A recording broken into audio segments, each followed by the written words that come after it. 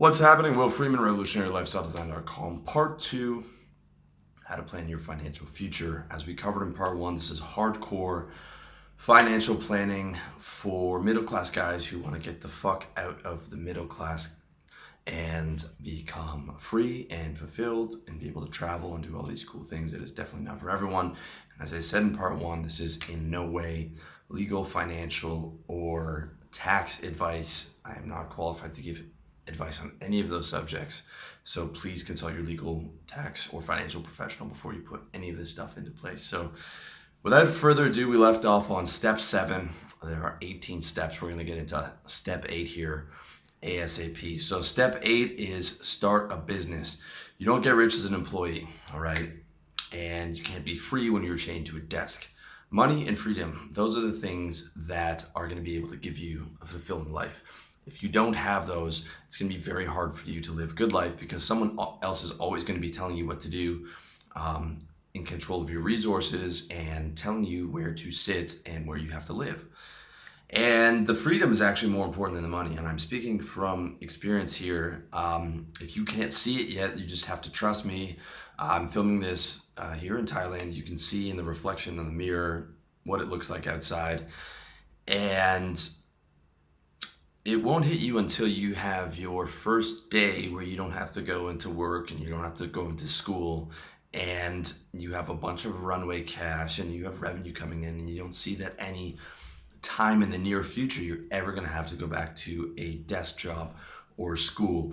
And it's a beautiful thing. It really is. It is the best thing in the world to be able to take a day off and take your motorbike up the mountains with your girl and just chill and listen to music, driving up the mountains. I mean, it's one of the best things in the world, especially when you know that the vast majority of people are having to work and having to be stuck at that desk. And the best time to start a business is now, today, not tomorrow, today. You're gonna have all the excuses in the world, but none of them matter because the best time to start is right now. You have the time and you actually don't need a lot of money to start the businesses that I'm going to break down for you. And the excuses are for the 99%. If you want the good life, you have to become the 1%. And 1% means you have to take responsibility for everything. You have to take action. And if you want to be that guy and you want to be free and fulfilled, then you actually have to do it. And you have to do it today. If not putting the money up, at least starting to do the research. So as far as business options go, I'm going to give you 3 options. Option A is a service-based business, which is the one I recommend for most guys. And I recommend you read my article, not just watch the video, but read my article, How to Start a Service-Based Business. It is the best starter business for percentage and chance of success, as well as the low to literally like no costs. So by service-based business, I mean you're selling a service like real estate or insurance, or if it's online, you're talking about copywriting, marketing, and things like that. And really it's just sales skills and an internet connection, and then making a ton of either cold calls or cold emails, or both, and just powering through and out-servicing your clients better than your competitors. The margins are super high. You can scale up super quickly. I know guys who started copywriting businesses and been making $6,000 a month within a year. And ideally, if you have the choice and you do want to live outside of the West, you want to be able to travel, you would ideally do it online, like copywriting, coaching, marketing. If you're planning on staying in the West, you could do something like insurance or real estate because you can make more money in real estate and insurance. Those are the big 2 money makers. Like if you go hard at it for 7-10 years in real estate, you could be making $350 grand a year. I knew a guy in Toronto who was doing $500 grand for real estate a year. So if you're in the West and you're planning on staying there, those are the best options. But I think that having an online service-based business, if I was 20 or 25, that's what I would do, because then I could travel and then I could live somewhere cheap and not be tied down to shitty ass fucking Toronto with 6 months of winter a year. So almost every digital expat that I meet has a service-based business. You hear about all these guys living out in Southeast Asia or Hungary or Colombia and all that, and with these crazy businesses, but pretty much every fucking guy I meet has a simple service-based business selling copywriting or something like that. And if you want to see how to do that, check out my 3-parts series with Phil on how to build a coaching business. Phil had no job since he was 20 and basically built a business, personal training, then moved that to online training, then marketing services to trainers. And Phil's 27 now. He moved to London when he was 20 and never had to work a job. And now he lives around the world or wherever the fuck he wants to live that particular month. And if you're a young dude, I would seriously check out that series and look into that particular path. Option B is start an e-commerce business. Either drop shipping, Amazon FBA, there's like retail arbitrage, there's all kinds of fucking new shit always coming out with this e-commerce stuff. And if it works, you make a lot more money. It scales a lot larger. You can outsource a lot easier. And the big thing is you're not selling your time for money. With that said, e-commerce is a much, much higher rate of difficulty, which is why it's not my first choice for most guys. I would say e-commerce has the standard rate of difficulty for most businesses, which is a 90% failure rate. Whereas a service-based business is much lower difficulty because you literally have like no inventory, no expenses, and it's just selling, which is why e-commerce is definitely more advanced, costs more upfront, and the vast majority of guys fail in their first store and then give up. It usually takes, because they have a course that told them, they're gonna hit the winner and whatever. But it usually takes like 2 or 3 stores or 2 or 3 kicks of the can, in my opinion, for the guy to be able to hit a winner. And with that said, over time, the failure rate will go down. So after your second, third store, your 4th, 5th, 6th, 7th store and venture are going to be much more likely to succeed. And with that said, though, compared to most businesses, like the investment costs are much, much lower. Like let's say you want to do a drop shipping store, you might put $3,000 into that, which if you're poor might be a lot of money, but compare that to like a Subway franchise where like minimum you're looking at like $100,000. It still has a much less lower cost than an average fucking business. Courses go, I don't want to see you buying any expensive courses. I'd rather have you put that money directly into the store. If you're going to spend $2,000 on a course, just spend that on the fucking store. You'd learn a lot more by doing it that way. You can also get almost all the info from YouTube and relevant sites and forums. And you can expect on average like 2 to 3K per month per store or per e-business venture. That seems to be what guys tend to make on average. Although you can get a lot of that automated, so you're doing maybe like an hour of work a day and your VA is doing all the work, which is pretty nice. Some guys make a lot more, like Nick makes $10K a month from one Amazon FBA store. You can check out my podcast with him and my video with him to see exactly how he does that. And I know guys like Brian from Loser to Winner who are making like $100,000 a month on some months, like stupid money. On the higher level, and I've heard of guys who are making more than that, and believe me, I've seen Brian's fucking bank statements. He's making a fortune, and he's not selling a course or anything. I've seen it, the money, it's fucking legit. There is a lot of fucking money in e-commerce, way more money than in a service-based business. Payoff's definitely bigger, but you have to be really fucking smart, and you have to spend a lot more money and you have to fail a lot more. So, I mean, it's not like you couldn't start with a service-based business and move into e-commerce later once that's funding your lifestyle, but it's harder is what I'm trying to say. Option C is the branded hybrid model. So this would be the last option I'd recommend if you're looking to purely sell products. So last year was 4 years of RLD and my goal was to hit $4,000 a month passive income from my info products, which I did. And it is passive and I'm making more than a doctor here in Thailand and I fucking love what I do. But that's garbage money, especially for the hours that I put in. I probably put in more hours for this than I did of like anything else that I've ever done. And that's also with my site being a top 1% site, which is not realistic for most guys and most sites. That's just the truth.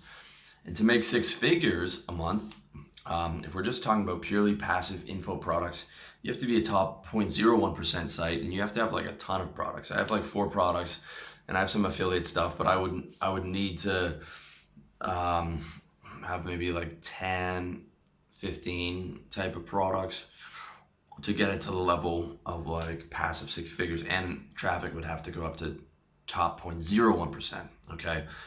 Now, don't get me wrong. I think I'll be top 0.01% in the next couple of years, and I'm gonna pound out a bunch more products. But that'll be 7 years in. I started this when I was 30, and by then I'll be 37. All right. I don't recommend it for most people. If you're just looking to purely sell products from like a personal brand, I really, really don't recommend it. However, I would definitely not rule out a personal brand for a niched hybrid model. Okay. Having a personal brand is an awesome supplement to your service or e-commerce biz, because let's say you're doing a copywriting service-based business and you're grinding hard, and in 1 year you get up to like 5K a month.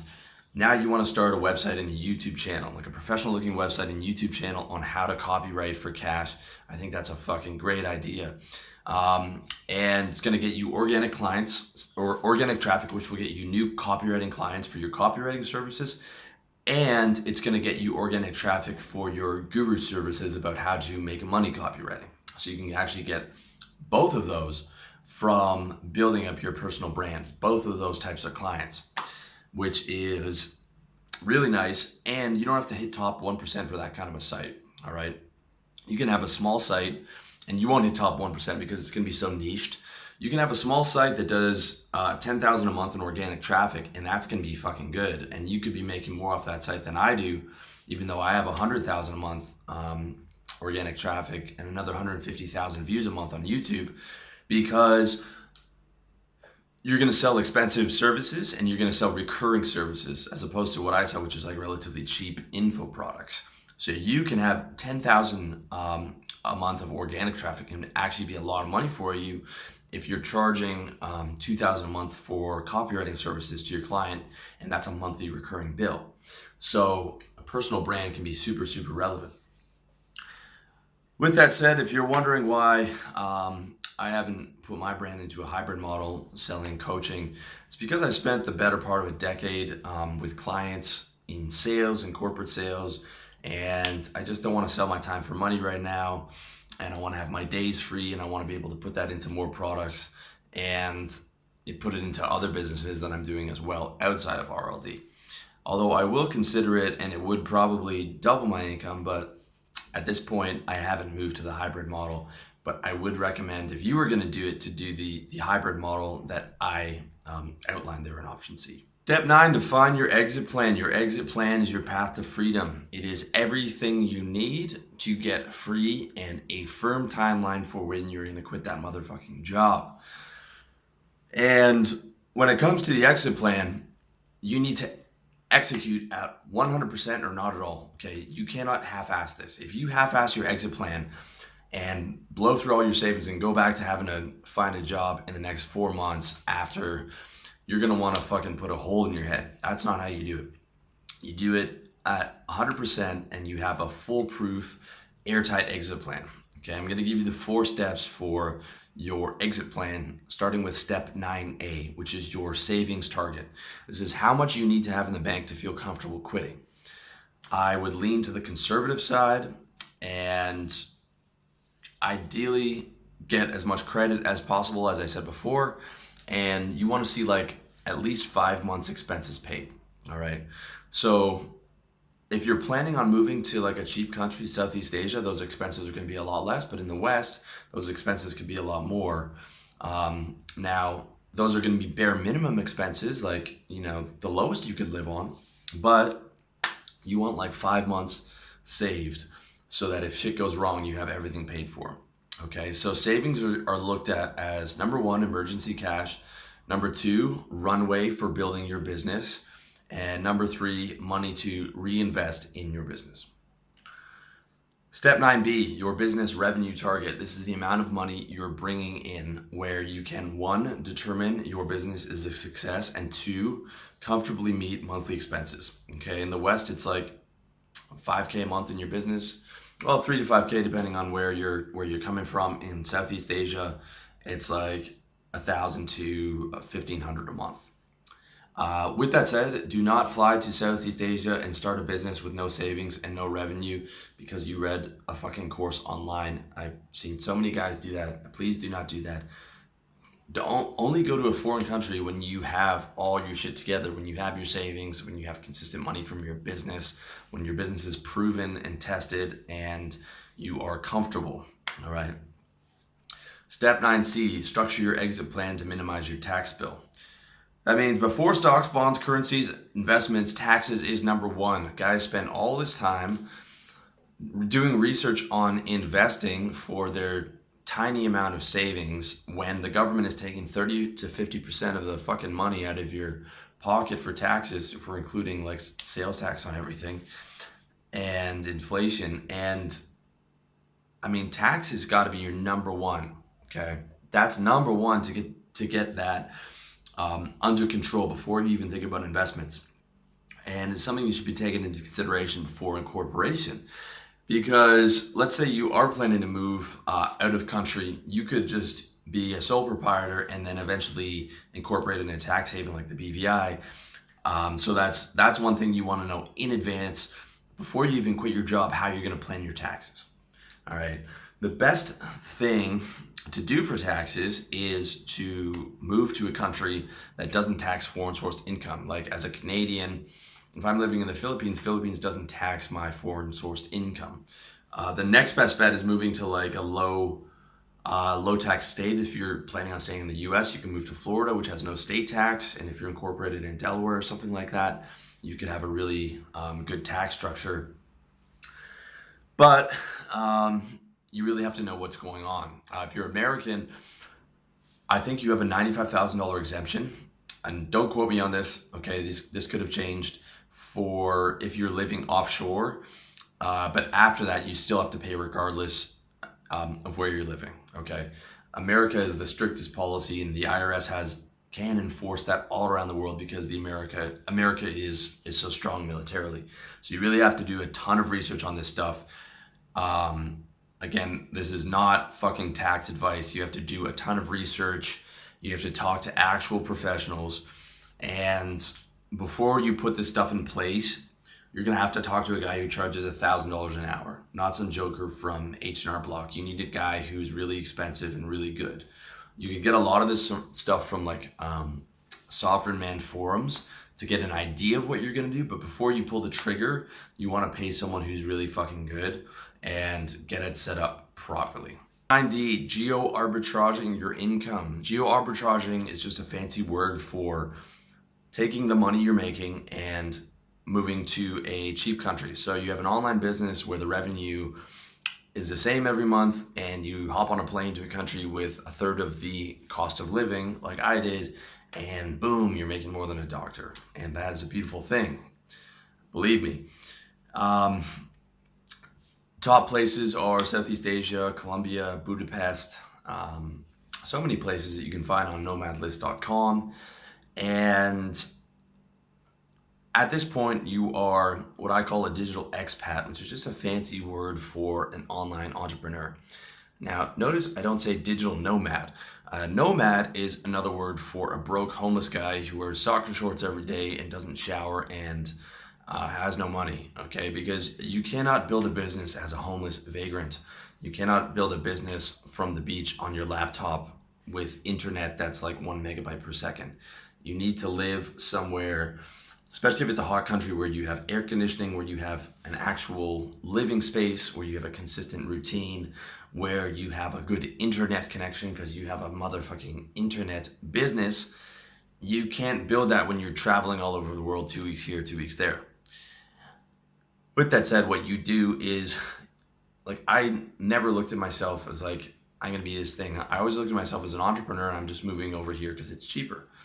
What you want to do is build a base and then take vacations, right? You take, a couple vacations a year, and you stay in another country for like 3 weeks so that you can, after the first couple of days of settling in, build up a routine over there. So maybe once every 2 quarters, let's say you're staying in Thailand, you go to Vietnam for a month, and live there, build up a routine there for that month, right? Not fucking bouncing around 2 weeks here, 2 weeks there. You can't get anything done that way. And the big thing is living abroad's not for everyone. That's what I've realized. Most guys I've met out here go home, or they go to another country and they don't like that and they go home. It's just not for everyone. Most guys, I think, are better in like a smaller mid-sized town in Florida or Arizona, where you can get a decent apartment for like $700 a month, and food is really cheap, and there's no state taxes. And if I was American, instead of being Canadian, I probably would have considered that option before I came to Thailand. There's a good chance I would have been living in like a smaller mid-sized town in Florida or Arizona and just building a business there and just quietly building everything up in a cheap apartment. So I would definitely consider that before you consider moving halfway around the world. Although I fucking love my life out here, it's a lot of fun, but it is a big adjustment for a lot of guys, and especially if you're younger and you know you don't have a lot of life experience, it can be difficult. With that said, you don't have to move, you don't have to geo-arbitrage your income, but if you live in like New York or my hometown of Toronto, I think it's got to be a necessity. Like a nice apartment in New York, I've heard is like $2,000, $3,000. When you can get an apartment in a nice one in Chiang Mai for $300. I mean, if you're in one of those major cities, I can't see how you can afford to build a business there in the current climate. I think you have to move. I think it's a necessity, but it's not a necessity for everyone if your lifestyle is already relatively cheap. So that's it for step 9. That is your exit plan. Okay. Step 10 is quit your job and execute said exit plan. So now that you've defined your exit plan, I want to fast forward a little bit. Okay, this is your life plan. So we're fast forwarding to where you've been saving hard for the last 2 to 3 years. You have credit, you have consistent revenue coming in. You're structuring your plan to minimize taxes. You've done your homework and booked the plane ticket to a low tax geo arbitrage destination if that's in your plan. And lastly, made sure everything in your country is set up. You've notified your bank that you're going to be traveling. You've got your visa. You've canceled your memberships. Now it's time to quit your fucking job and take that plunge and go out on your own. Get into owning that business. Give them your fucking 2 weeks, and get the fuck out of there. And don't question it. You've got an airtight exit. Just take the plunge, jump in, and fucking do it. And if expat life is in your plan, get on that motherfucking plane. Don't think about the million things that could go wrong. Don't worry, you'll adapt. 90% of the shit that you worry about won't happen. And the stuff that you worry about that does happen, you just fucking roll with it. I've had some crazy shit happen since I've been out here, and I was like, oh, that happened. Fucking rolled with it, handled it, and back to normal life. All right? Most things won't go wrong. Just fucking do it. Don't overthink it. You've set everything up airtight, and now's the time to make it happen. Let's say you're in your new country now. As far as adapting to your new life, I recommend forcing yourself to go out every single night for the first 2 weeks so that you meet new people, you meet a social circle, and preventing you from being in culture shock and prevent you from being homesick. And if you want to fucking drink for those first 2 weeks, I say do it. Because you've earned it, motherfucker. You've done something really big. You can sort of take a 2-week pause of just being able to have fun because you made a major change that most people aren't capable of making. And breathe in the fucking moment. Okay, 1% of people are able to, get free, get out of the machine.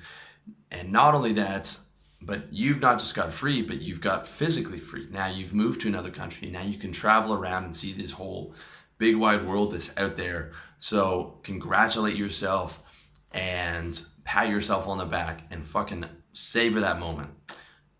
With that said, don't savor that moment too long because we got a lot more work to do in this life plan, in this hardcore financial plan. And that's the stuff we are going to cover in part 3, which you stay tuned for and check out. With that said, that's everything for part 2. Make sure you check out part 1 if you haven't. Make sure you check out the fucking article on my site, revolutionarylifestyledesign.com, because the article is 9,000 words and it has everything you need for your references. It has links to a ton of relevant information, and it's going to be super useful to you. Also, check me out on Facebook, SoundCloud, iTunes, everywhere. Thank you for watching. Thank you for listening.